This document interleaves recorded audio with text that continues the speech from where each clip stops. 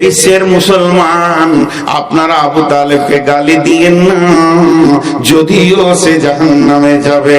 আবু তালেবের কাছে বিশ্ব মুসলমানদেরকে কৃতজ্ঞতা প্রকাশ করতে হবে। কেন কৃতজ্ঞতা প্রকাশ করবে? সে নিজে বেঈমান, কিন্তু আমাদের নবীকে তিনি মানুষ করেছেন, কত ভালোবাসতেন। আবু তালেবের দুই তিনটে কথা যদি তুলে ধরা যায় তাহলে বোঝা যাবে বিশ্ব নবীকে তিনি কত ভালোবাসতেন। কাবাতে তিনি ঠেস দিয়ে বসে আছেন, আবু তালেবের নিজের সন্তান হযরতে আলী তার জায়গায় বসে আছে। এমন সময় বিশ্ব নবী হেঁটে আসেন, আর নবীজিকে দেখার পর নিজের সন্তানটাকে মাটিতে নামিয়ে দিয়ে এতিম মুহাম্মদকে কোলে বসিয়েছেন। এর নাম হলো আবু তালেব। বিশ্ব নবী খেলার মাঠে গেছেন, শিশুদের সঙ্গে তিনি খেলা করছেন। তিনি শিশুদের সঙ্গে দৌড়ঝাঁপ খেলতে খেলতে সন্ধ্যা হয়ে গেছে।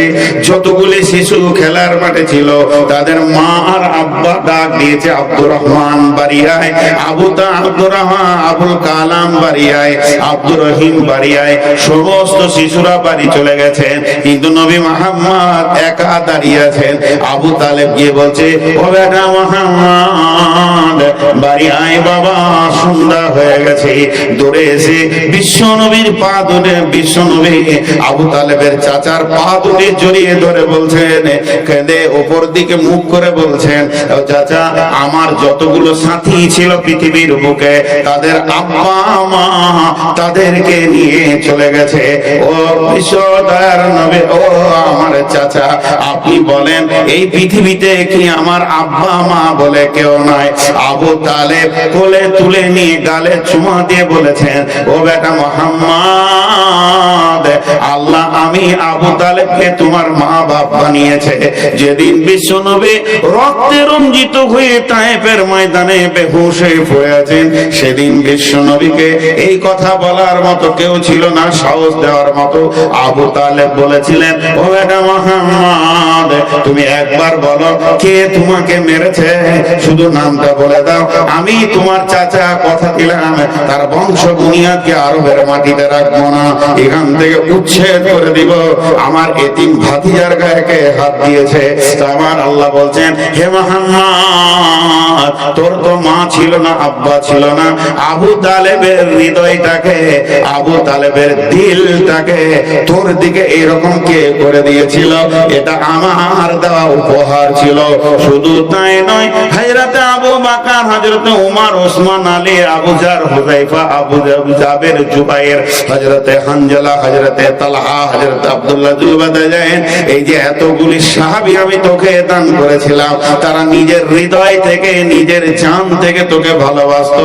এটা কি আমার দান নয়? হযরতে আবু তালেব একটা দুটা নয়, হযরতে তালহা রাদিয়াল্লাহু তাআলা আনহু 180টা তীর খেয়েছেন, তারপরে রাসূলের গায়ে তীর লাগতে দেয়নি।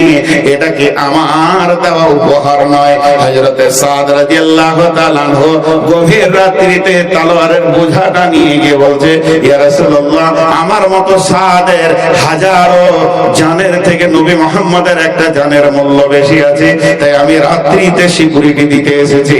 হে নবী মুহাম্মদ, আমার নবী তুই বল, এগুলো কি আমার দেওয়া উপহার নয়? আলম ইয়াজিদকা ইয়াতীমান ফাআওয়া ওয়া ওয়াজাদাকা দাল্লান ফাহাদা ওয়া ওয়াজাদাকা আইলান ফাআগনা।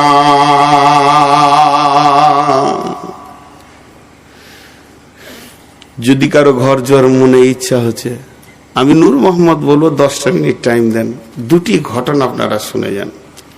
চরিত্র কাকে বলে? কাজ আছে, একটা মহিলার কাছে কাজ আছে। মহিলাটার নাম হচ্ছে খাদিজা, বড় সম্ভ্রান্ত ফ্যামিলির মেয়ে। ওর একটা স্বামী তালাক দিয়েছে, একটা স্বামী মারা গেছে, আর ওর ব্যবসা, ওর মহাজান, ওর কাছ থেকে আরবের অনেক ছেলে ব্যবসা করে, যা লাভ হয় একটা ভাগাভাগি। তো আপনি যেতে পারেন, আপনি যেতে পারেন। আবু তালেব বলছে, এ বেটা মোহাম্মদ রে, চ বেটা, একটা কাজের খবর পেয়েছি, দেখি তোকে কোনো রকম এখানে কাজে লাগানো যায় কিনা। সিধা খাদিজার বাড়ি গেল। জহুরির মুখে শোনা, বুঝতে পেরেছেন? জহুরির মুখে যদি কেউ তামা সোনা নিয়ে গিয়ে যদি বলে যে ভাই তামাটা দেখো, তো বলবে তামা লয় রে খেপা, সোনা। খাদিজা কে ছিলেন? হাফিজা ছিলেন। কিসের? কোরআনের লাই, তাওরাতের হাফিজা ছিলেন এবং তরজমা তফসির সহ হিফজ ছিল। আর ওর সামনে নবী মোহাম্মদ পড়ে গেছে, একদম যুবক। বলেন ও কি বুঝবে? তো তৌরাতে পেয়েছে যে একজন নবী আসবে, আখিরি নবী, তার চেহারাটা কেমন হবে, তার চলন কেমন হবে। খাদিজা ওর দিকে খালি তাকিয়ে আছে, এইটাই নাকি রে? আবু তালেব গিয়ে বলছে, বা খাদিজা, শুনলাম নাকি তুমি বিজনেসি ছেলে পিলেদের কাজে লাগাও। ওই যে ছেলেটা দেখছো, এটা আমার ভাতিজা।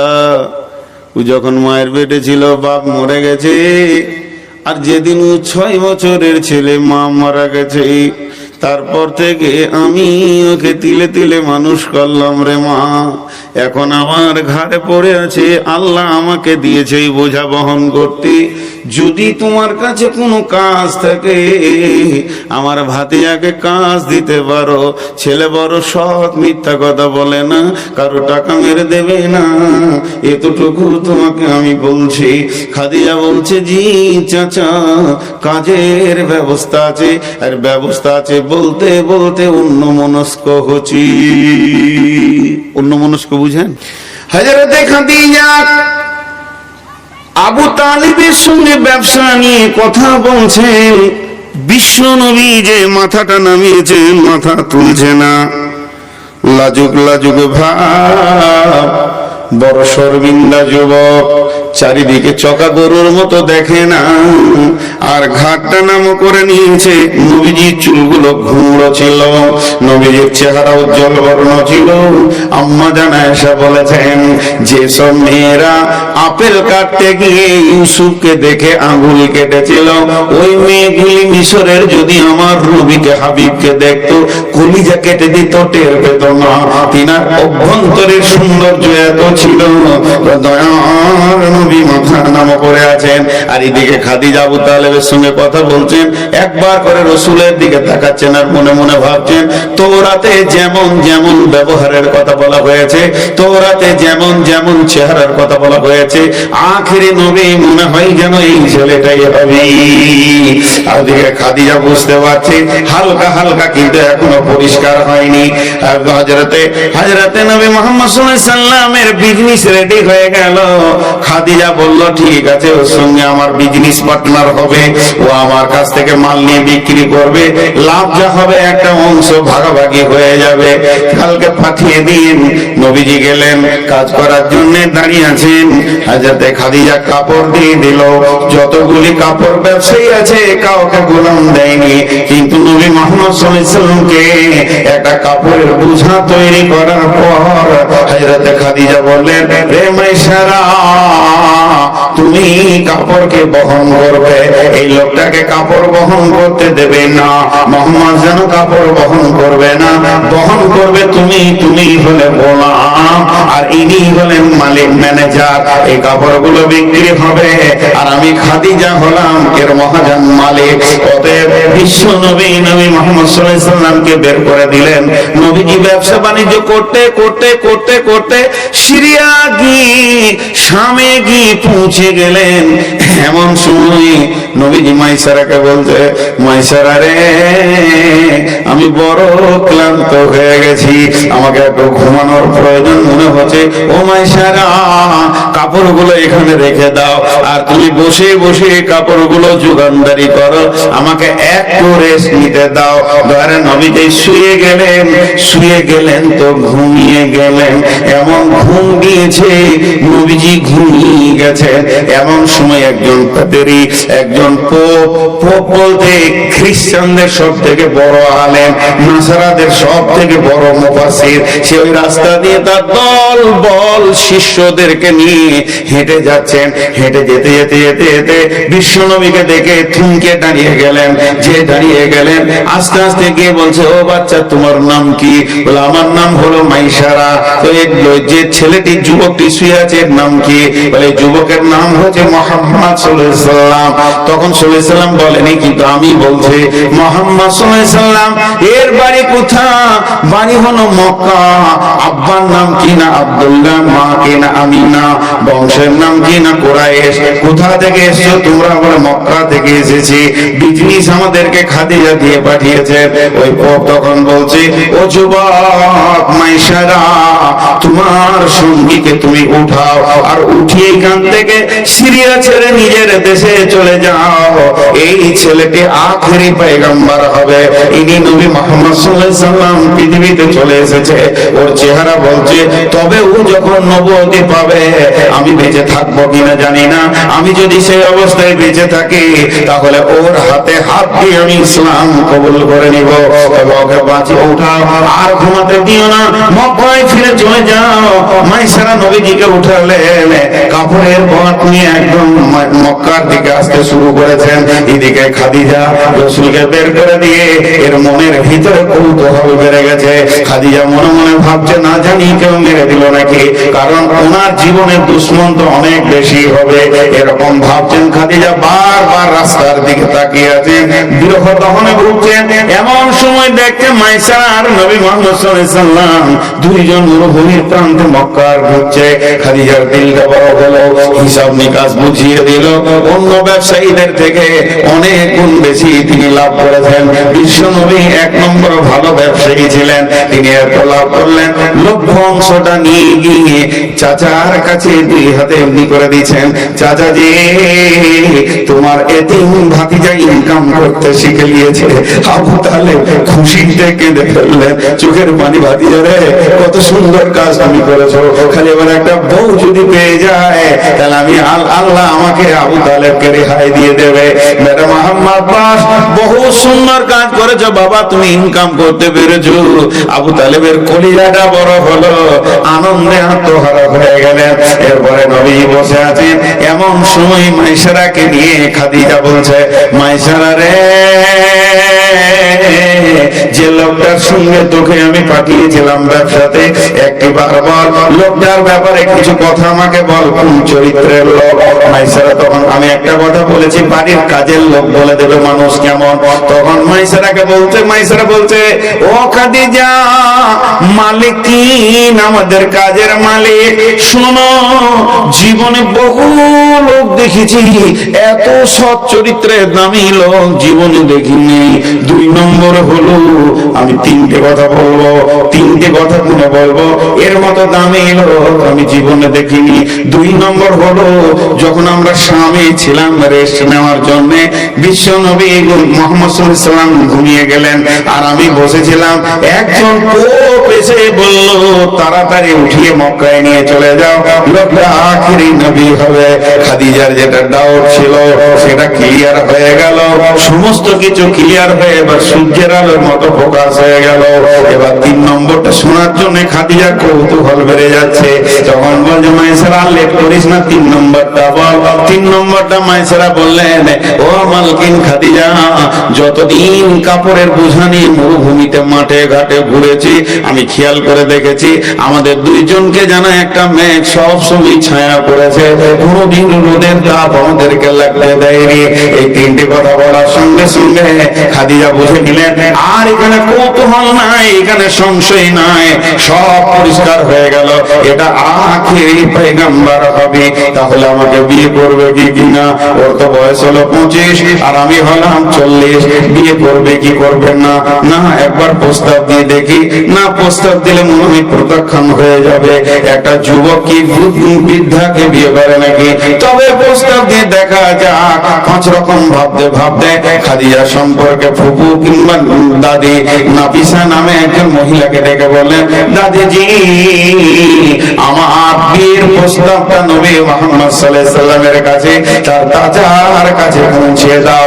নাফিসা গিয়ে বললেন, ও আবু তালেব, ছেলে তো ইনকাম করতে শিখেছে, বউ নেবে কে বলো? বলে বউ আবার কে?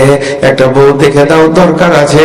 ভাতিজা এবার ইনকাম করছে তো বউয়ের তো দরকার আছে। যখন এই কথা বললাম তখন বলছে, আমি একটা প্রস্তাব নিয়ে এসেছি খাদিজার তরফ থেকে, স্বয়ং খাদিজা নিজে বিয়ে করতে চেয়েছে। আবু তালেব তো বলছে আর খুশি সহ্য হচ্ছে না, মনে হচ্ছে যেন খুশিতে আনন্দতে চিৎকার হয়ে কি করে কিছুই তাল পেছে না, এত বড় একটা বড় ঘর থেকে প্রস্তাব এসেছে। তখন আমি মনে মনে ভাবলাম যে আমি এটা একবার ভাতিজাকে জিজ্ঞেস করে নি। বিশ্ব নবীকে ডাকলেন, বেটা মুহাম্মদ। হাসবেন না, মেন্টাল রোগী দেখে যদি হাসেন আর না জানি আল্লাহ কালকে আপনাকে ওই কাজটা করাবে, খবরদার না। পাগলকে ভালোবাসলে আল্লাহ ভালোবাসবে। আপনাদের জানা নাই হাদিস, আপনারা আমার দিকে ধ্যান দেন। উতোর কাজ করছে মেন্টাল রুগী সহ্য হবে। আপনাদের বিরক্ত লাগছে নাকি? এই প্রস্তাব পেয়ে গেল, বিশ্ব নবীকে এবার জিজ্ঞেস করবে। যুবক দয়ার নবীকে ডাকলেন, আবু তালেব, বেটা মুহাম্মদ। মুহাম্মদ সাল্লাল্লাহু আলাইহি সাল্লাম আসলেন, খাটে বসলেন, মাথা নামু করে আছে। কোনদিন নবীজি মাথা উঁচু করে মুরব্বীদের সামনে বেয়াদবি করতেন না। যেই নবীজি এরকম বসে আছেন, মা আমার, বোন আমার, প্রস্তাবটা দিয়ে দিলেন আবু তালেব। আবু তালেব বললেন, বেটা রে, তোর বিয়ের প্রস্তাব এসেছে বাবা, স্বয়ং খাদিজা তোকে বিয়ে করতে চেয়েছে। বিশ্বনবী হ্যাঁ বললেন না, বিশ্বনবী না বললেন না। তবে ইতিহাস বলছে বিশ্বনবী একটু মুচকিয়ে হাসলেন। আর যখনই নবীজি মুচকিয়ে হাসলেন, আল্লাহর নবীর চাচা নাফিসাকে বললেন, যাও অমুক তারিখে খাদিজাকে রেডি হতে বলো, কয়েকটা লোক দিয়ে আমি আমার ভাতিজার বিয়ে দিয়ে দেব। দিন প্রস্তাব হয়ে গেল, দিন রেডি হয়ে গেল। দয়ার নবীকে আম্মা জানা, দয়ার নবীকে আবু তালেব নিয়ে গেলেন। নিয়ে গিয়ে খাদিজার সঙ্গে আবু তালেব খুতবা পড়ে বিয়ে পড়িয়ে দিলেন। বিয়ে হয়ে গেল। এতদিন নবীজি ছিলেন কাজের ম্যানেজার, এবার হয়ে গেল বাড়ির লোক, কাজের লোক। মা আমার, বোন আমার। এবার খাদিজা তার সহিলীদেরকে ডাকলেন, ডাকার পরে বললেন, আমাদের একটা বাসর ঘর রেডি করে দাও, আমি নবস্বামীর সঙ্গে আবার নতুন জীবনে বন্ধনে আমি দাম্পত্য জীবনের বন্ধনে এগিয়ে যাব। তখন একটা ঘরকে সুন্দর করে সাজিয়ে দেওয়া হলো। আল্লাহর নবীকে বাড়ির ভিতরে ডাকা হলো। বিশ্ব নবী ভিতরে গিয়ে মাথা নামো করে মনকে ভারাক্রান্ত করে বসে আছে। হযরতে খাদিজা আম্মা জান উম্মুল মুমিনিন হাসতে হাসতে রাসূলের সামনে আসছেন।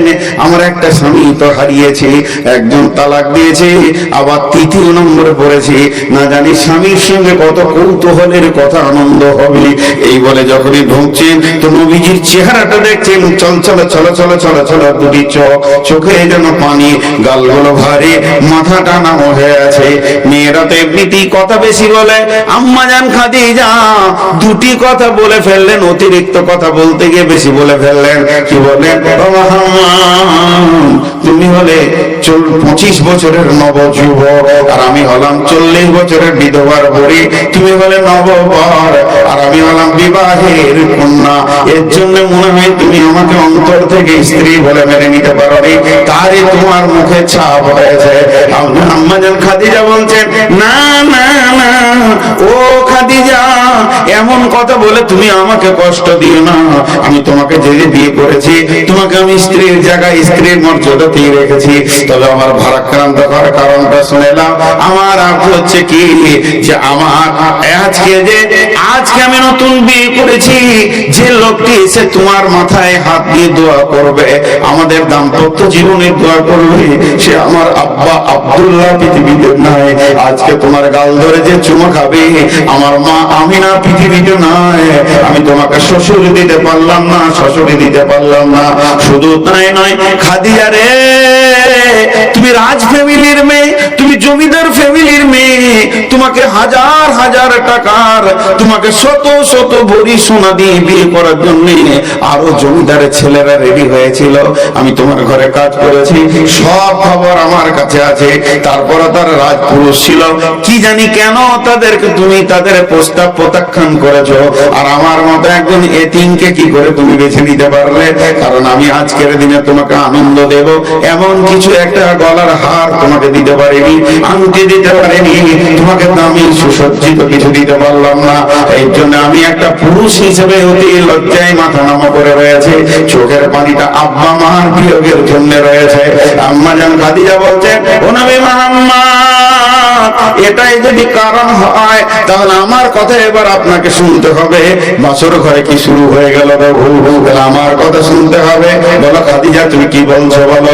বলছে আমি তো জমিদার ফ্যামিলির মেয়ে, আমি রাজ ফ্যামিলির মেয়ে, আমার তো মালের কোনো অভাব নাই। তাহলে আমার যত উট, যত দুম্বা, যত ঘোড়া, যত স্থাবর অস্থাবর সম্পত্তি, স্বর্ণ থেকে নিয়ে রূপো টাকা পর্যন্ত এখনই আমি আপনাকে দান করে দিলাম।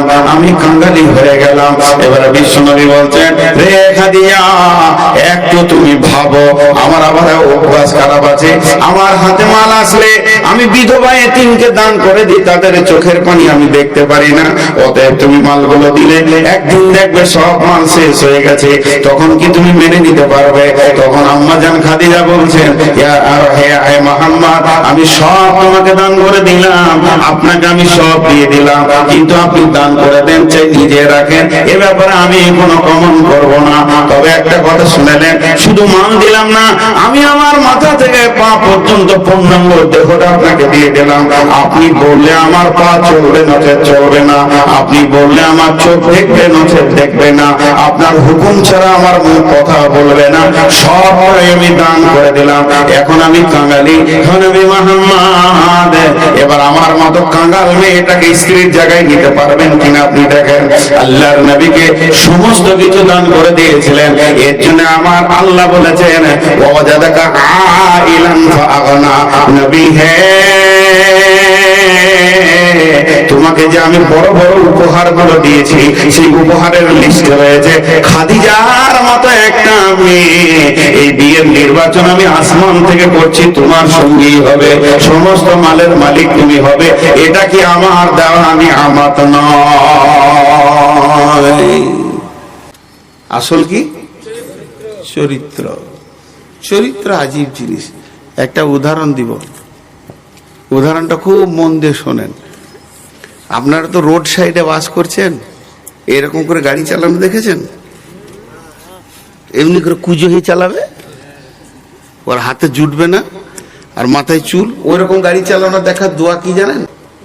একটা টোটোওয়ালার বিবেক ভালো দেখলাম না, রাস্তার মাঝে ছাড়া যাবে না, লটপটা লটপটা লটপটা লটপটা।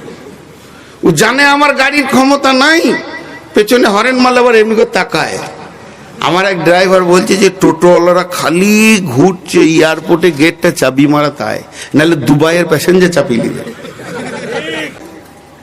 খেপাচি ন্যাপাচি বলে, হ্যাঁ খেপাচি। এই হ্যান্ডেলটা ধরে আছে 25 বছরের, ভালো করে শুনেন, হ্যান্ডেল ধরে আছে কত বছরের? 25 বছরের। আর পেছনে যদি একটা 18 বছরে চাপিয়ে দেওয়া হয়, হ্যান্ডেল ঠিক থাকবে? 18 বছরের যুবতী, বিয়ে দিয়ে, আমি হারাম বলছি না, ও স্ত্রী, ওর হ্যান্ডেল ঠিক থাকবে? খালি আরো চাপ, আরো 90 চলে গেছে, তখন পেছন থেকে বলছে আর একটুকু নাই, মরবে দুজনেরই হুঁশ নেই। বুঝতে পেরেছেন কিনা? কিন্তু ওই 18 বছরটাকে নামিয়ে দিয়ে 40 বছর এটা চাপিয়ে দেন, যে গাড়িটা 40-এর ওপরে যাবে তখন পেছন থেকে বলবে, এই আপনি আপনার বোনকে নিয়ে যান কোথাও, একটা ছোট বোনটা নেন 17-18 বছরে, বলে ভাই আরো জোরে চালা।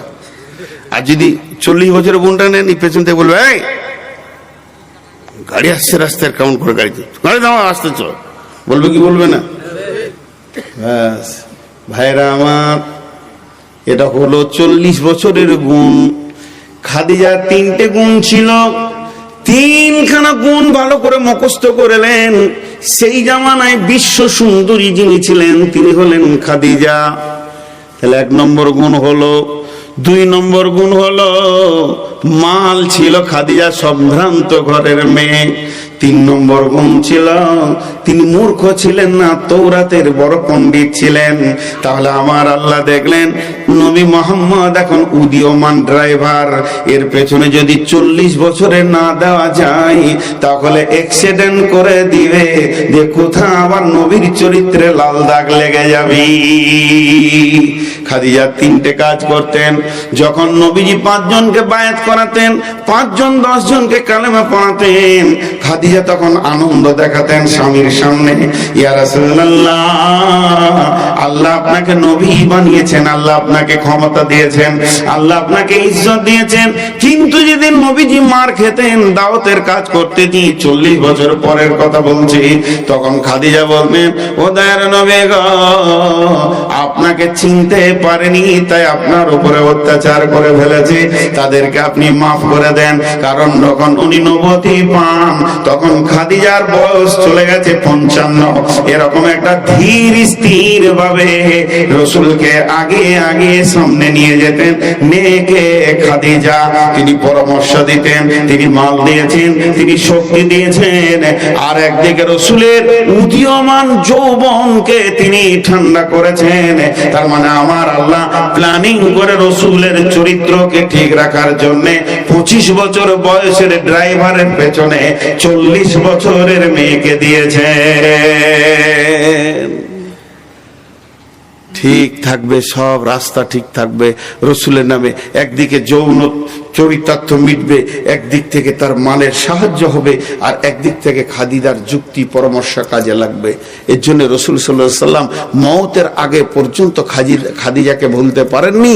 আর আম্মাজান আয়েশা বলছেন, আমরা খাদিজাকে কোনোদিন সতীন হিসেবে দেখিনি, তো রাসূল এত বেশি বলেছেন যে মনে হতো যেন আমাদের ওই সতীনটা বেঁচে আছে।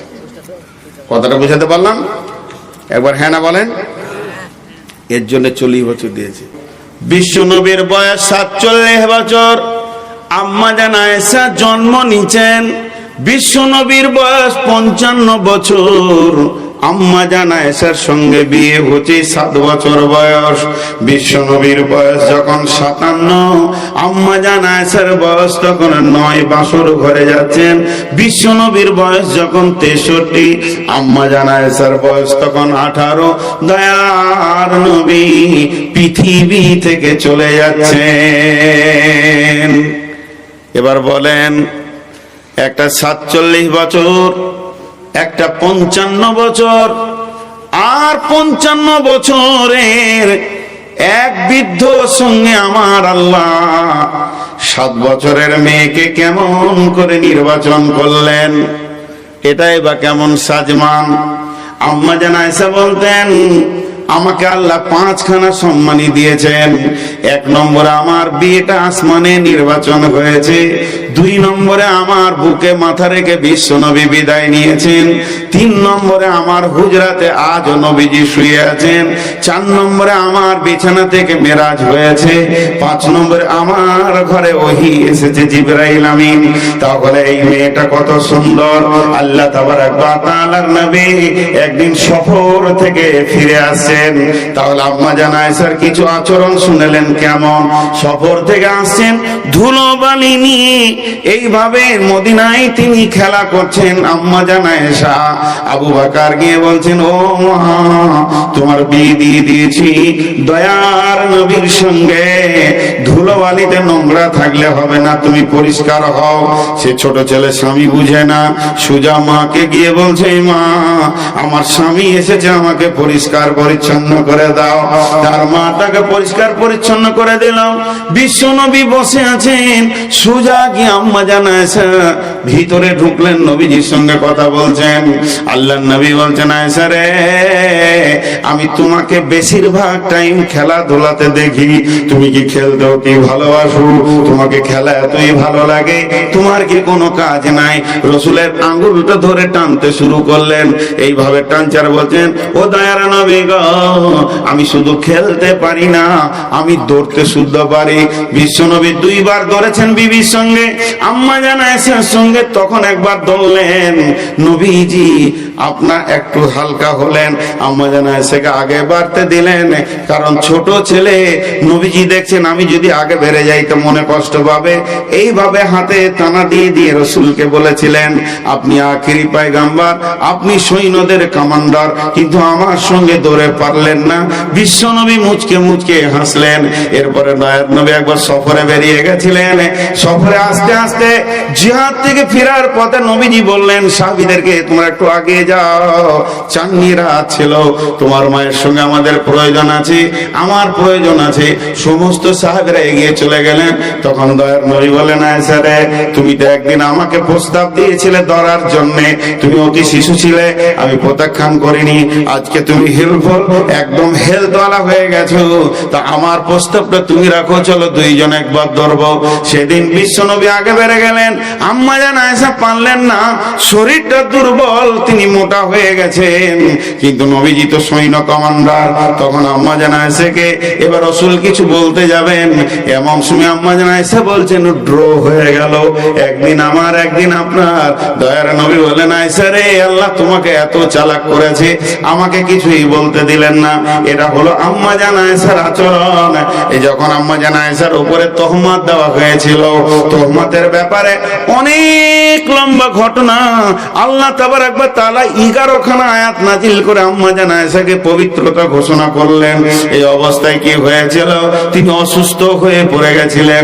বন্ধুরা আমার, ওই সময় হযরত আলীকে জিজ্ঞেস করলেন দয়ার নবী কি বলেন, আলী রে তোমার আয়েশার ব্যাপারে কি মনে হয় বলো। রসুল চিন্তিত হয়েছিলেন তোহমত নিয়ে। তো হযরত আলী কি বলছে জানেন, আমার শাশুড়ির খবর নেবেন হুজুর, আমার শাশুড়ির কোয়ালিটি খুব। কেন, বাড়িতে জামাই এলে ব্যস্ত কে হয়, বিবির থেকে বেশি ব্যস্ত হয় শাশুড়ি। তো হযরত আলী বলছে আমি গেছি বেড়াতে, হযরত আলী হচ্ছে জামাই, আয়েশা হচ্ছে শাশুড়ি। দিয়ে তাড়াতাড়ি করে একটা গামলাতে গমের আটা দিয়ে ওইটাকে এমনি করে টিপছে, কি করবে, জামাইকে রুটি খাওয়াবে। তার ছোট মেয়ে এরকম টিপতে টিপতে ওই আটার ভিতরে হাত রেখে ঘুমিয়ে গেছে। জামাই মনে মনে ভাবছে হায় রে শাশুড়ি রুটি কখন পাবো রে। এইদিকে ও ঘুমাইছে, ওদিকে বকরিতে আবার আটা নিয়ে পালিয়ে গেছে। তখন হযরত আলী আরো হাসছে, শাশুড়ি একটা পেয়েছি আমি। এ হলো আম্মা জান আয়েশা। এখন আপনাদের কাছে আমার প্রশ্ন, এই শিশুটাকে রসুলকে দিলেন কেন?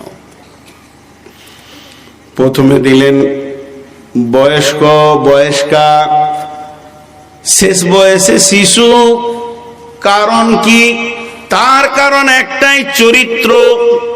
আজকের পুরো বক্তব্যটা হচ্ছে চরিত্র। কি করে চরিত্রটা কারণ শুনলেন?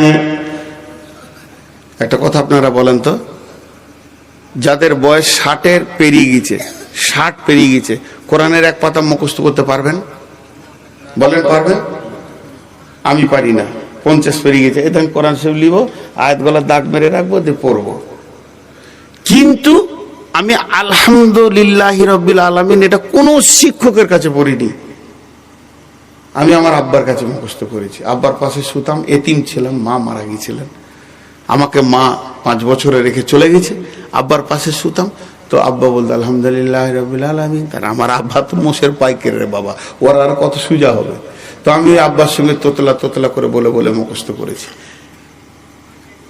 কিন্তু আমার আব্বা খুব কড়া মানুষ ছিলেন, দিনের ব্যাপারে খুব কড়া ছিলেন। সংসারের মাল নষ্ট করেছি, একটা থাপ্পড় মারা নাই, কিন্তু নামাজে জামাত না পেলে অবস্থা গরম করে দিয়েছে, বেরিয়ে যা ঘর থেকে, এরকম করা ছিলেন, আল্লাহওয়ালা ছিলেন। এই জন্য তিনটে বড় ভাই আমাদের একটু নর্মাল বুদ্ধি কম, বাকি 3টে ছেলে কি আলেম হাফেজ করেছেন। তো যাই হোক, সে কথা নয়। এখন সেই সূরা ফাতিহা আমি মুখস্থ করেছি আব্বার কাছে তোতা পাখির মতো। আর আমি যদি ঘুমিয়ে থাকি, বিভোর ঘুমাই, আর এখানকার হেড মোল্লান যদি উঠিয়ে দেয় বলে নূর মোহাম্মদ একবার 5 সূরা ফাতিহাটা বলো, ঘুমের ঘুরে বলবো, তারপরেও ভুল হবে না। কথা ঠিক বললাম না ভুল? তাহলে শিশু অবস্থায় মুখস্থ ভালো হয়। আপনারা একবার মুখ খোলেন, শিশু অবস্থায় মুখস্থ ভালো হয়, বৃদ্ধ অবস্থায় মুখস্থ করা সম্ভব। তাহলে আম্মা জান আয়েশা নবীজি কেমন ভাবে চলছেন, উঠছেন, বসছেন, খেছেন, এগুলো সব হাদিসে লেখা হচ্ছে। রাসূলুল্লাহ সাল্লাম ডান হাতে খেয়েছেন, রাসূলুল্লাহ সাল্লাম খাবার পানিতে শ্বাস দেয়নি, পানিকে 3 বার খেয়েছেন। এইভাবে যে হাদিসগুলো পর চলে আসছে। নবীজি সফর কেমন করতেন, নবীজি পেশাব কিভাবে করতেন, পায়খানা কিভাবে করতেন, কে বর্ণনা করবে, কে দেখেছে? আবু হুরায়রা দেখেছে, আবু বকর দেখেছে, উসমান দেখেছেন, আলী দেখেছেন। এইভাবে সমস্ত রাবীরা বলবে রাসূলুল্লাহ সাল্লাম কেমন করে খুতবা দিয়েছেন। হযরত হাসান বলবেন, হোসেন বলবেন, রাসূলুল্লাহ সাল্লাম হাত কোথা বেঁধেছেন। সমস্ত সাহাবীরা বলবেন, আবু জার বলবেন, জাবের বলবেন, জুবাইর বলবেন। তার মানে রাসূলের জীবনে যা কিছু আমল ঘটেছে সাহাবীরা দেখবেন আর বলবেন। কিন্তু বন্ধুরে, এমন একটা জায়গা আছে সেখানে হাসানো যাবে না, হুসানো যাবে না, মা ফাতেমারও যাওয়ার অর্ডার নাই। সেটা হচ্ছে স্বামী স্ত্রী যখন বাড়ির ভিতরে ঢুকে যাবে, তারা যখন তাদের দৈহিক চাহিদা নিয়ে বাড়ির ভিতরে পৌঁছে যাবে, ওই জায়গাতে পৌঁছাতে পারবে না হাসানের মতো কচি মাথাটা, হুসানের মতো কচি মাথাটা পৌঁছাতে পারবে না। ওই জায়গা ফাতেমা যাওয়ার অর্ডার নাই, দরজা লেগে গেছে, স্বামী স্ত্রী থাকবে। তাহলে রাসূল কিভাবে বিবির সঙ্গে মিলেছেন আর কিভাবে গোসল করেছেন, মিলার প্রসেসটা কি রকম ছিল, কত রকম আসন ব্যবহার করেছেন, এগুলো কে দেবে, কে দেবে, সমাজকে কে দেবে? এর জন্য আমার আল্লাহ একটা 7 বছরের কচি বাচ্চাকে রাসূলের কম্বলে ভরে দিলেন এগুলোকে রেকর্ড করার জন্য। আম্মা জান আয়েশা দাম্পত্য জীবনের যত সমস্যা আছে এই সমাধানগুলো কে দিয়েছেন? রাসূলের মিলন থেকে নিয়ে গোসল পর্যন্ত এর দ্বিতীয় কোনো রাবী নাই, শুধু একজনই বর্ণনা করেছেন, তিনি হলেন আম্মা জান আয়েশা। বুঝতে পারলেন? ভিতরকার খবরটাকে রেকর্ড করে আনতে হবে, কারণ আমাদেরকে তো ওইভাবেই চলতে হবে, গোসল করতে হবে, স্ত্রীকে ব্যবহার করতে হবে। তাহলে ওই খবরটা কোন সাহাবী দেবে? ওখানে তো আবু হুরায়রাকে দাঁড়ানোর ক্ষমতা নাই, ওখানে তো আবু জার জুবাইর যাবে না। এর জন্য একটা শিশু মেয়েকে আল্লাহ তার কোলে ভরে দিলেন, সে রেকর্ড করে বের করে নিয়ে চলে এলো। একটা আপনাদের সামনে তুলে ধরি, উজু করার পর স্ত্রীকে চুমা দেওয়া যাবে কি যাবে না, এই নিয়ে সমস্যা মদিনাতে বসে গেল। রাসূলুল্লাহ সাল্লাম আর নাই পৃথিবীতে। হাজি উজু করার পর রাসূল স্ত্রীকে চুমা দেওয়া যাবে, কাকে শুধাবি? বুড়ি গলার মাথায় মনে নাই, অন্য বিবিদের মাথায় মনে নাই, বলছে আয়েশাকে জিজ্ঞেস করবে। সাহাবীরা বললেন, উম্মুল মুমিনিন আম্মা জান আয়েশা, উজু করার পর কি স্ত্রীর গালে চুমা দেওয়া যায়? এর জন্য কি উজু ভাঙবে না? তখন আম্মা জান আয়েশা বললেন, দয়ার নবী বাড়িতে উজু করতেন, উজু করার পর পোশাক পরতেন, আতর মাখতেন, পাগড়ি বাঁধতেন, নামাজ পড়ার জন্য যেতেন। কখনো কখনো আমি রাস্তায় ধারে দাঁড়িয়ে থাকতাম বারান্দার দিকে, বিশ্ব নবী নামাজ পড়াতে যেতে যেতে রাস্তায় হাঁটতে হাঁটতে আমার গালে ছুটুক করে চুমা দিয়ে চলে যেতেন। এতে কোনো অসুবিধা হবে না, সেক্সুয়াল ভাবে চুম দেওয়া যাবে না, তবে স্ত্রীকে আনন্দ দেওয়ার জন্য ঠোঁটে মুখে একটা চুটুক করে চুম দিয়ে নামাজ পড়তে চলে যান, এর জন্য উজু ভাঙবে না। সমস্যা সমাধান করলো কে? না আম্মা জান আয়েশা। এর জন্য আমার আল্লাহ বললেন, নবী হে আম্মাল ইয়াতীমা ফালা তাকহার ওয়া আম্মাস সাইলা ফালা তানহার। তোকে আমি যেভাবে তিলে তিলে মহব্বত দিয়ে মানুষ করেছি, পৃথিবীর বুকে খবরদার এতিমদেরকে ধমকে কথা বলিও না, এবং তোমার দরজায় যে ভিক্ষা চাইতে আসবে তাকে তুমি ছিড়কে কথা বলিও না। ও আম্মা বিনিআমাতি রব্বিকা ফাহাদ্দিস। হে আমার নবী, তোমাকে যে তোমার রব এতগুলি নিয়ামত দিয়েছে, এগুলো লোকের কাছে তুমি প্রকাশ্যে বলে বেড়াও। কথা বুঝাতে পারলাম? আরে জানা হ্যাঁ না বলেন? পুরো সূরাটা তাফসীর হয়ে গেল, কিন্তু দুটো কথা বাকি আছে, উঠবেন না। দুটো কথা বাকি আছে। একটা কি, যে আল্লাহ যে তার রাসূলকে বলেছে যে আমি তোমাকে অতি সত্বর কিছু দিব, তুমি রাজি হয়ে যাবে। তিনি দিয়েছেন কি? দিলে তো হাদিসে আসতো, কিচ্ছু দেয়নি, কিচ্ছু দেয়নি। দিব বলেছেন আল্লাহ, তার মানে রাসূল পাননি, চলে গেছেন। কিন্তু আমার আপনার কাছে রাসূল মারা গেছেন, আল্লাহর কাছে মরেছে না, আল্লাহর কাছে আছে, দুনিয়াতে ছিল, কাছে নিয়েছে, আছে, তা আল্লাহ দেবেন। একটা তাফসীরে লিখেছে, সূরা মারিয়ামের ভিতরে 2খানা আনন্দদায়ক তাফসীর পেয়েছি। 71 নম্বর আয়াতের তাফসীর দেখতে দেখতে একদিন গভীরে পৌঁছে গেলাম। তখন দেখছি এক জায়গায় লিখেছে, কঠিন কিয়ামতের দিনে আমার নবী যখন কাঁদবেন তখন আমার আল্লাহ বলবেন, নবী হে, সেই ওহী বন্ধ করে তোকে বলেছিলাম যে আমি তোকে খুশি করে দিব, এমন প্রাইজ দিব, আজকে তুই কাঁদছিস উম্মতের জন্য, তোর উম্মত গুলোকে আমি জান্নাতে দিয়ে খুশি করে দিব। এটাই হচ্ছে একটা প্রাইজ। কি প্রাইজ আল্লাহ রেখেছে দেখেন, তোর উম্মত গুলোকে আমি জান্নাতে দিয়ে তোকে খুশি করে দেবো, যা আমি তোকে রাজি করব বলেছি। 2 নম্বর একটা তাফসীর পেয়েছিলাম, জান্নাতের ভিতরে এমন কিছু লোক আছে মনকে ভারী করে ঘুরবে, মনে শান্তি পাবে না, মনে আনন্দ পাবে না, জান্নাতের এত নিয়ামত তারপরও তার মন ভালো থাকবে না। বোন আমার, মা আমার, খালা আমার, তার মনটা কেন ভালো থাকবে না? রব জিজ্ঞেস করবে, গোলাম রে, মেহমান রে, আমার জান্নাত কি তোকে আনন্দ দিতে পারছে না? তখন ওই লোকটা বলবে, মাবুদ, পৃথিবীর বুকে আমার একটা কলিজার টুকরা বন্ধু ছিল, জিগড়ি দোস্ত ছিল, তাকে সব জায়গায় নিয়ে ঘুরতাম, তাকে আমি জান্নাতে খুঁজে পেয়েছি না। বলে তার নাম বল। আল্লাহ জানার পরও বলবে, সে কে? বলে অমুক। বলে জি হ্যাঁ। বলে সে তো জাহান্নামে আছে। বলে আল্লাহ বলবে, এর জন্যে আমার মন খারাপ হয়ে আছে। আমার রব বলবে, গোলাম রে, তুই জান্নাতে মন ভারী থাকবে, এটা আমি রব মেনে নিতে পারবো না। আমার মেহমান আমার ঘরে এসে মন ভারী করে থাকবে, এটা আমাকে খারাপ লাগছে। ওই বন্ধুটাকে জাহান্নাম থেকে তুলে এনে ওর কাছে দিয়ে আল্লাহ খুশি করে দেবেন। তার মানে ভালো লোকের সঙ্গে সম্পর্ক রাখলে আল্লাহ তাবারক ওয়া তাআলা সেদিনও কিছু নিয়ামত দেবেন। অতএব বন্ধুত্ব করবেন তো ভালো মানুষের সঙ্গে করেন, তবে ওই লোকটাকে তুলবে একটা শর্তে, লোকটা যদি মুশরিক না হয়।